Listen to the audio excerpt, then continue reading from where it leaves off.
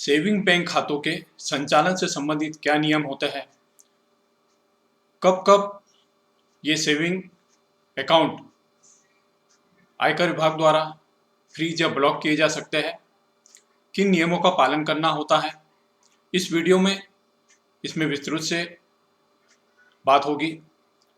दोस्तों, अगर आपको ये वीडियो अच्छा लगता है तो आप इसको लाइक ज़रूर करिएगा और नीचे जो बेल आइकॉन दिया गया है उसको दबा के इस यूट्यूब चैनल को सब्सक्राइब करिएगा।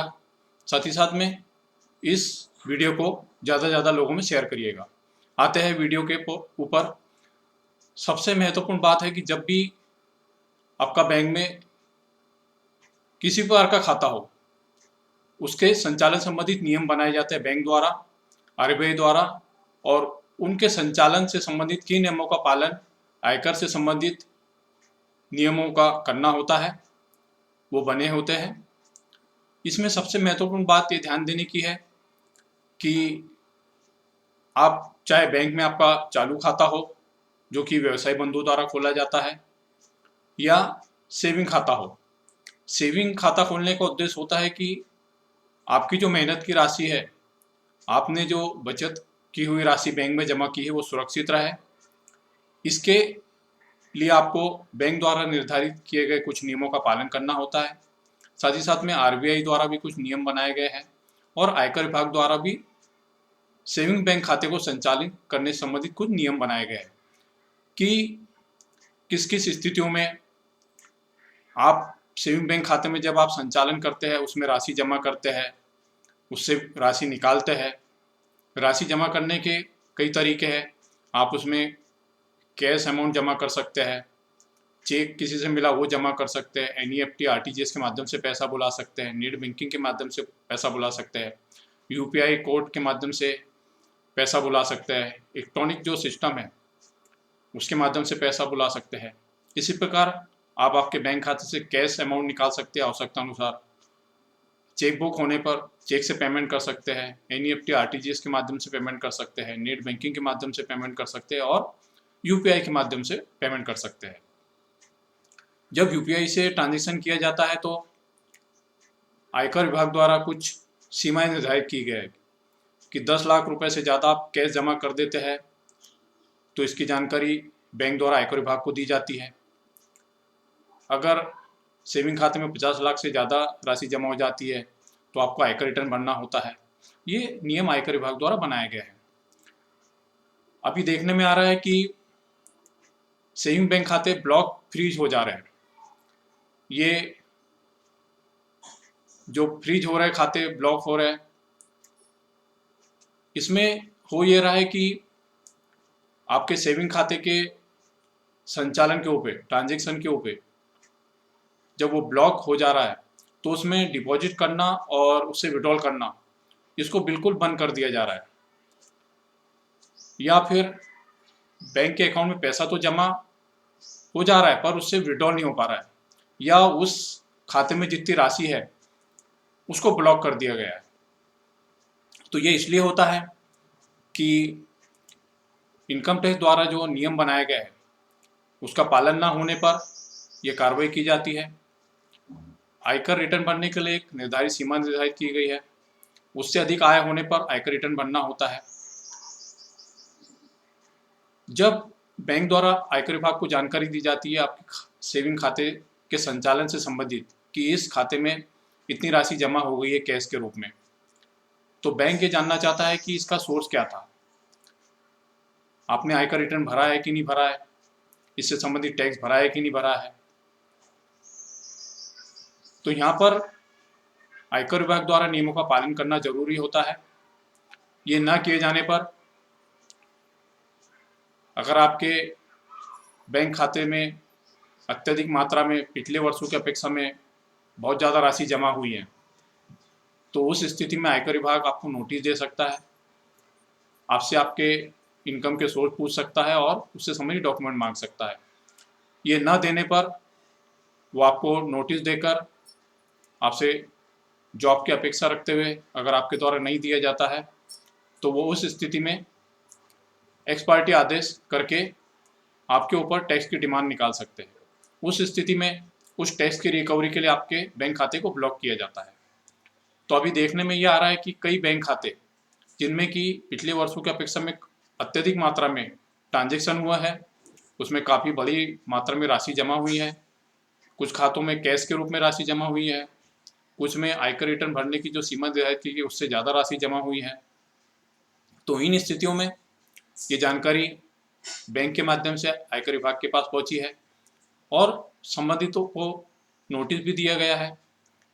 कई बार नोटिस की जानकारी खाता धारक को नहीं होती है और आयकर विभाग की कार्रवाई चलते रहती है। इसके संबंध में उसको जानकारी न होने से उसके खातों पर इसका प्रभाव पड़ता है और वो ब्लॉक या फ्रीज कर दिए जाते हैं। तो एक मेन कारण है कि जब भी आप आपके खाते का संचालन करें तो उसमें स्वयं का पैसा जमा करें, किसी अन्य व्यक्ति का पैसा जमा ना करें। कई व्यक्ति अपने परिचित लोगों का, रिश्तेदारों का पैसा अपने खाते में बुला लेते हैं, यूपीआई के माध्यम से ट्रांजेक्शन कर लेते हैं और ये छोटी छोटी मात्रा मिलके काफ़ी बड़ा ट्रांजेक्शन उस बैंक खाते में हो जाता है। उस स्थिति में आप आयकर विभाग को जो जानकारी बैंक द्वारा दी गई, सीमा निर्धारित की गई, उससे क्रॉस कर जाते हैं और बैंक द्वारा इसकी जानकारी आयकर विभाग को दी जाती है और आयकर रिटर्न भरने की जो सीमा है कभी कभी वो भी आप क्रॉस कर जाते हैं। अब इसमें ध्यान रखना होता है कि जब भी आप पैसे जमा करें, अगर मान लो आप किसी से लोन लेके राशि जमा करते हैं तो उस स्थिति में 20,000 से अधिक नकदी राशि नहीं लेना चाहिए किसी से भी लोन के लेते समय। उस स्थिति में नहीं तो आयकर विभाग द्वारा सेक्शन 269(S) के अंतर्गत इसमें सेक्शन निर्धारित किए गए। जब आप लोन नकद के रूप में लेते हैं और उसका पेमेंट करते हैं तो 20,000 की सीमा निर्धारित की गई है। अगर आप इसका उल्लंघन करते हैं तो आपको 269(ST), इसमें 2 सेक्शन है 269(S) और T, इनके अंतर्गत जितनी राशि आपने नकद प्राप्त की उतनी राशि की पेनल्टी लग जाती है। साथ ही साथ आप चाहे सेविंग खाता मेंटेन कर रहे हो बैंक में या करंट अकाउंट खोल रहे हो, आपका बैंक में खुला है, उसका संचालन कर रहे हो, उस स्थिति में अगर मान लो आपकी व्यवसाय संबंधित गतिविधि है और आपने एक ही ट्रांजेक्शन पर 2 लाख से ज़्यादा की नकद राशि प्राप्त कर ली है तो ये इसके ऊपर आयकर विभाग द्वारा पाबंदी लगाई गई है कि आप 2 लाख रुपए से ज़्यादा नकद में राशि नहीं ले सकते। अगर मान लो कोई ट्रांजेक्शन पर आपने नकद में 5 लाख रुपए प्राप्त कर लिए तो आपको 269(ST) के अंतर्गत 5 लाख रुपए के बराबर ही इसमें पेनल्टी चुकाना पड़ेगी। साथ ही साथ में आपके बैंक खाते में जो भी आप पैसा जमा करते हैं उसका आपके पास में सोर्स होना चाहिए, उसके डॉक्यूमेंट होना चाहिए। अत्यधिक मात्रा में जब आप कैश जमा कर देते हैं और आयकर विभाग द्वारा आपको नोटिस देकर, जो कि सेक्शन 148(A) के अंतर्गत नोटिस प्राप्त होता है, इसमें अगर आप कोई रियल एस्टेट से ट्रांजेक्शन संबंधित ट्रांजेक्शन करें, बैंक में अत्यधिक मात्रा में राशि जमा करें, कोई ऐसी एंट्री जो कि बड़ी मात्रा में जिस पे एक्सपेंसेस हुआ है, उससे संबंधित स्पष्टीकरण आयकर विभाग जानना चाहता है। ये नहीं देने पर जो सेक्शन है 115(BBE), इसके अंतर्गत 78% टैक्स लग जाता है। आपने आपके बैंक खाते में 1 करोड़ रुपए कैश जमा कर दिए और अगर आप इसका सोर्स नहीं बता पाए तो आपको 78 लाख रुपए की पेनल्टी 115(BBE) के अंतर्गत देना पड़ेगी। कुछ केस में ये 100% से ज़्यादा भी हो जाती है क्योंकि यहाँ पर टैक्स, सरचार्ज, सेस के अलावा इंटरेस्ट और पेनल्टी भी ली जाती है। तो जितनी मात्रा में आपने राशि जमा की उससे ज़्यादा आपको आयकर विभाग में इसको भरना पड़ सकता है।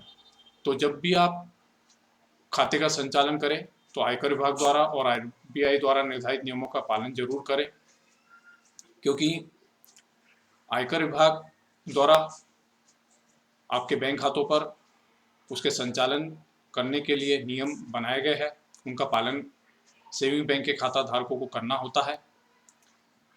अब इसमें एक बात ध्यान देने वाली यह है कि कई बार बैंक द्वारा आपकी KYC बार बार मांगी जाती है।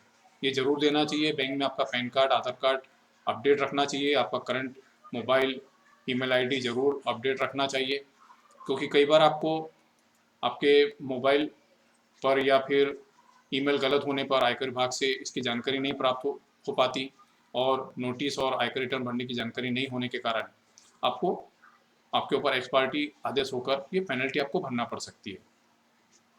तो इस स्थिति में इनकम टैक्स विभाग द्वारा भारी मात्रा में पेनल्टी लगाई जा सकती है। साथ ही साथ में आरबीआई द्वारा भी नियम बनाया गया है, जब भी आपने बैंक में कोई खाता खोले तो उसमें आपका नॉमिनी जरूर बनाए, चाहे आपका बैंक खाता हो या फिर आपके द्वारा बनाई गई एफडी हो, इसमें नॉमिनी ज़रूर बनाना चाहिए।